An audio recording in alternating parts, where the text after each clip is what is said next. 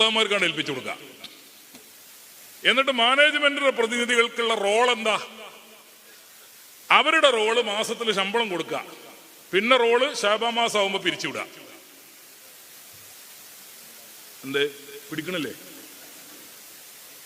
ശാബാ മാസം ആവുമ്പോ പിരിച്ചുവിടലും നമ്മളെ റോളാണല്ലോ. ശവ്വാൽ മാസം ആവുമ്പോ എടുക്കലും നമ്മളെ റോളാ. അപ്പൊ അതിലൊക്കെ ഒരുപാട് എന്താ ശാബാ മാസം ആവുമ്പോ പിരിച്ചുവിടുന്നത്, ഞാൻ അതിലേക്ക് കടക്കണില്ല. ശാബാ മാസം ആവുമ്പോ പിരിച്ചുവിടുന്നത് എന്തിനാ?